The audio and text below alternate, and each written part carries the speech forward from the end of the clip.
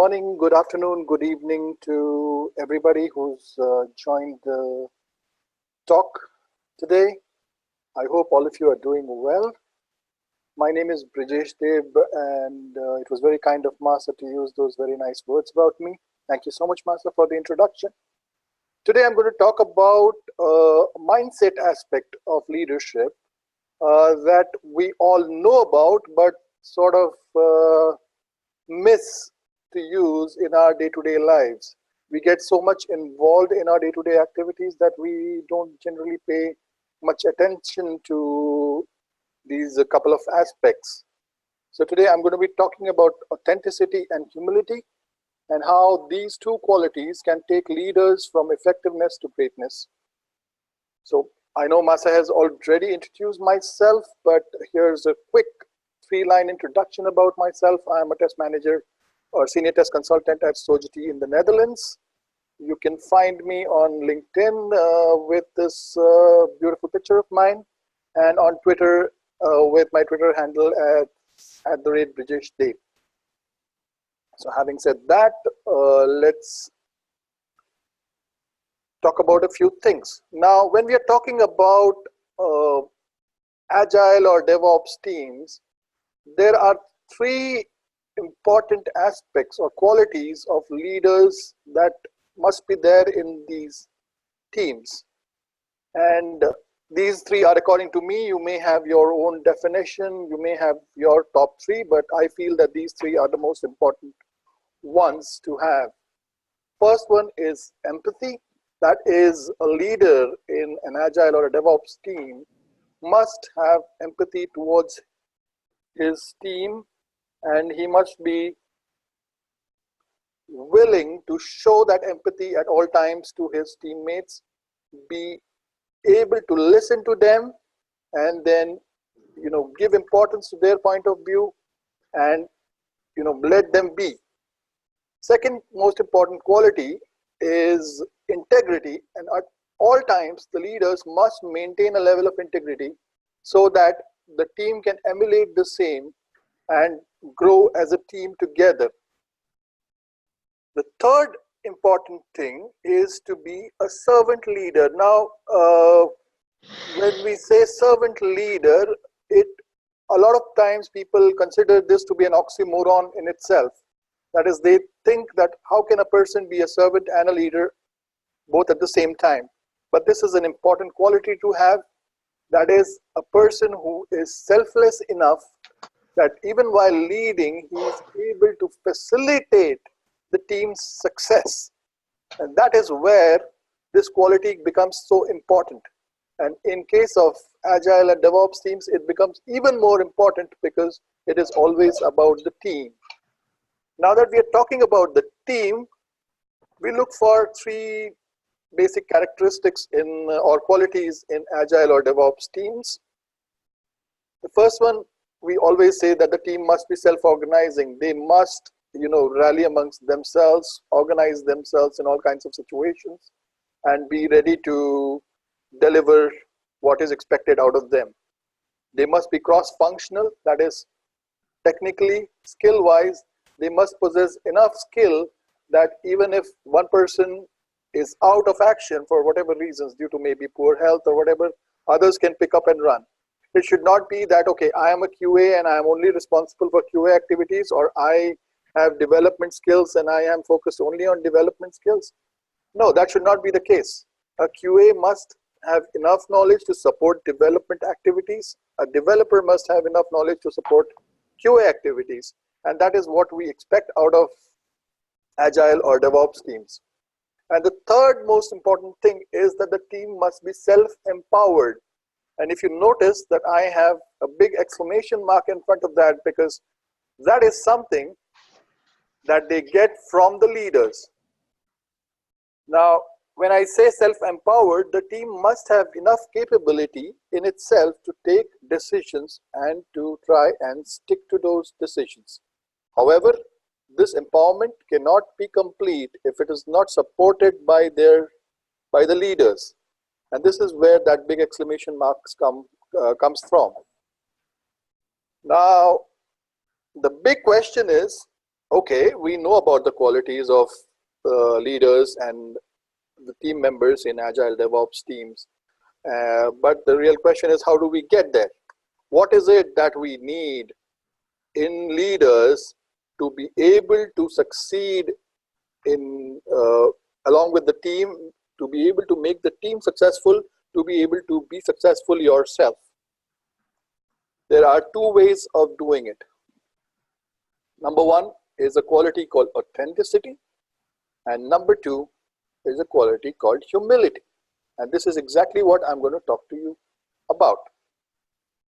Now, what exactly is authentic or authenticity? Authenticity is the ability to be yourself amidst all odds. Very nice to hear, but what does it mean?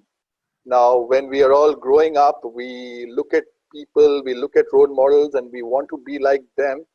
Like, for example, if we take the example of American football, every aspiring quarterback in the college or in school wants to be somebody like Tom Brady. They emulate Tom Brady, and everybody wants to be like him. But is it actually possible for somebody to be exactly like Tom Brady?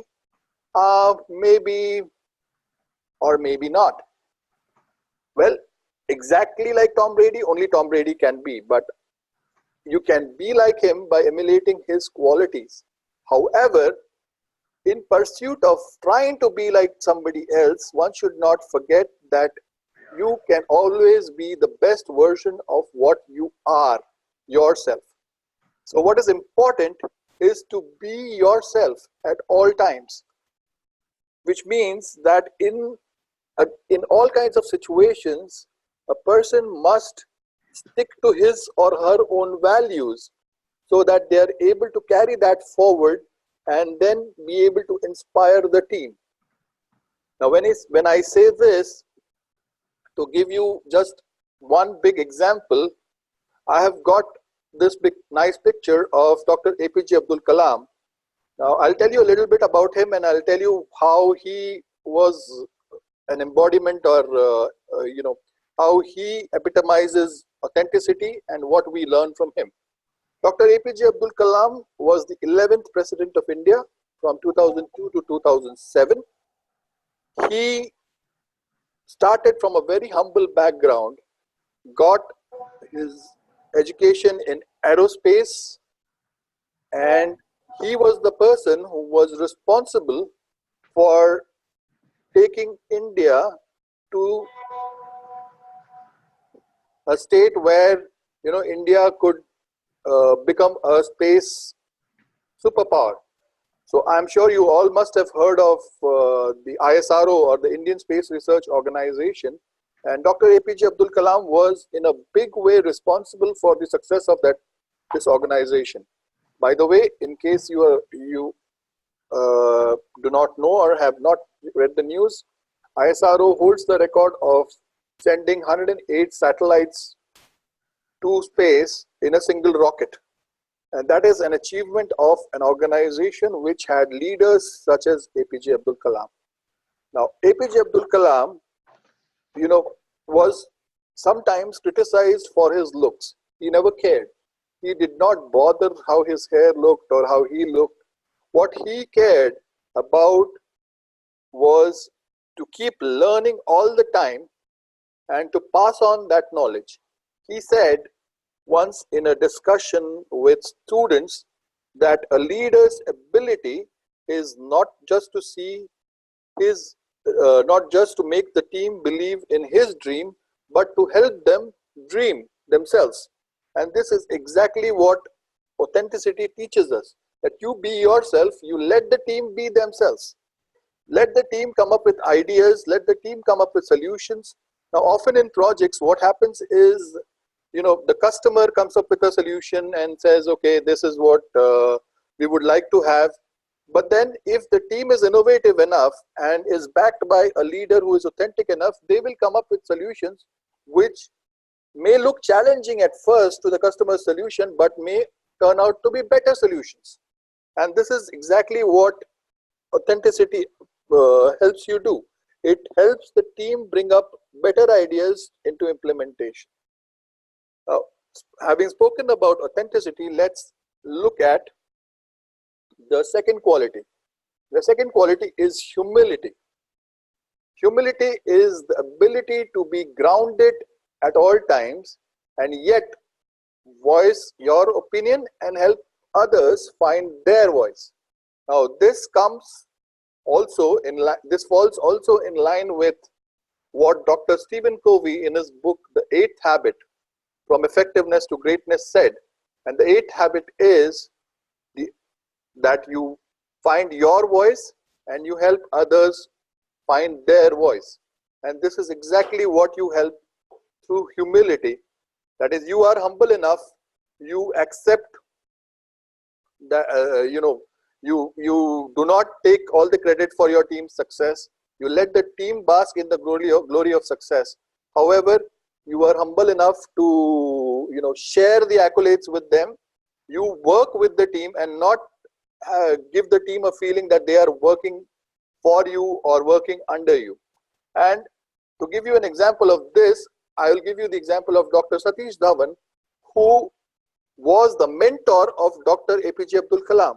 Now, Dr. Satish Dhawan is known as the father of fluid dynamics in India, and he had his education from Caltech. He was again one of India's premier scientists. He was also responsible for starting the space organization, which was taken further by Dr. APJ Abdul Kalam and other scientists.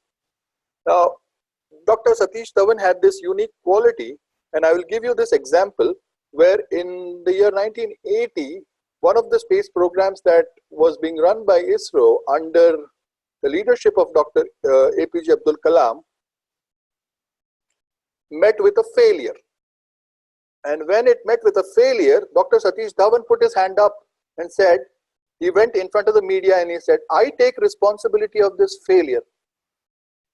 When the team failed, the leader stood up and said, okay, Dr. APJ Abdul Kalam may be the project manager, but I am the one who had envisioned this program, and I take full responsibility of this program.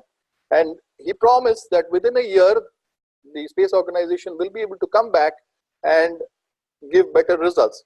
So next year, when there was a successful launch, he asked Dr. APJ Abdul Kalam to go and face the media and answer the questions. So Dr. Kalam asked Dr. Dhawan as to why did he do that? When the team failed, why did he take up the responsibility? And when the team succeeded, why is he letting Dr. Kalam take the responsibility? To that, Dr. Dhawan said that when we fail, it is the leader who stands up and accepts the failure. But when we succeed, it is important for the team to feel, to cherish that happiness, to cherish that moment. And that is why it is important to put the team forward. So it is important for a leader to be able to do that. And that is how a humble leader always puts it. So all in all, these are the two qualities which help you progress in your team and help you empower your team. And when I spoke about empowerment in my previous slides of the team, this is how you empower your team. This is how you help your team find their voice. This is how you, bring innovative ideas to the table, be able to take decisions.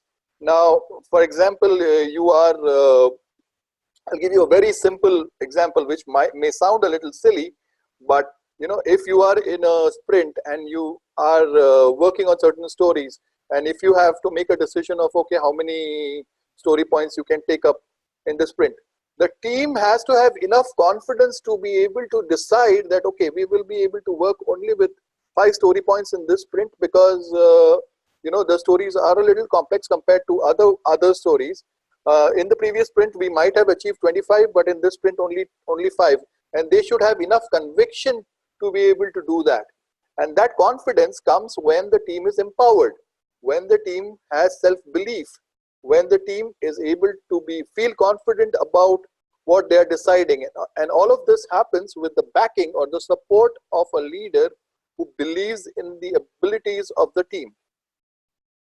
So this is how you can being humble enough, being authentic enough, you can go ahead and help your team succeed. So finally, the last words from my side is that a leader who is authentic enough, who is humble enough, takes the responsibility of the team's failure and takes pride in the team's success.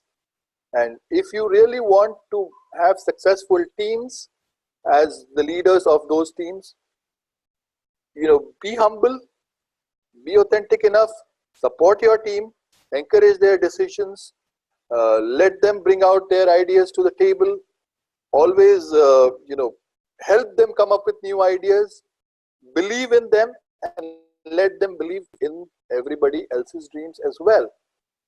On that note, I would like to end this and take any questions if there are. Okay, thank you. This was really, really, really amazing. We have still a few minutes, so if somebody has a question, please feel free to type it down, and then Bill will read it for you. Anyway, I really enjoyed this talk. We need more of these kind of topics. So thank you so much. We highly appreciate it.